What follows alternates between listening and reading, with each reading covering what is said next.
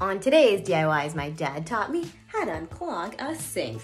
There's two simple things that we need to check to make sure the water flows correctly.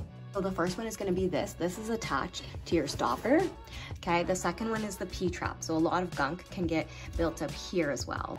Unscrew this lever. It's attached to your stopper. Once you unscrew it, just let it hang loose. It might be dirty and need a good wiping as well. Now the drain stopper can pop right out. And don't be like me, wear a pair of gloves. I actually didn't realize how dirty it was gonna be. Wipe it clean with a paper towel. Then I did something even more gross. I didn't think it was gonna be so dirty inside, but yeah, look at that huge blob. Use an old toothbrush to clean out the pipe and then make sure you're not sending all that gunk back into the pipe. Wipe it up with a paper towel and throw it in the garbage.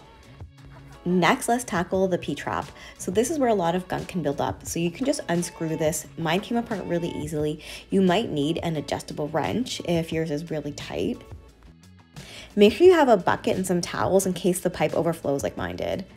On my sink, this one didn't have a lot of buildup.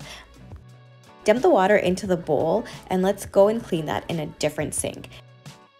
Now clean the pipe out as well because there might be more gunk in there.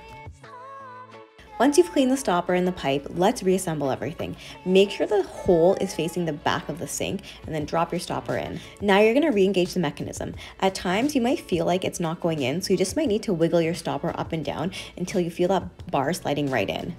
And then just screw it tight. Test it out to make sure the stopper's working.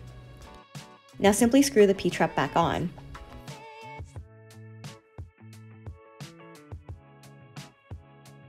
Leave your bucket under the P-trap and run the water. Make sure that there is no water leaking into that. Now we're gonna check the water flow to see if it's pooling. Perfect. So I hope you enjoyed this. There's a lot of homeowner tips that I'm gonna be sharing. Actually, this series is dedicated to my dad who passed away this year and actually gave me a very good foundation in DIYs.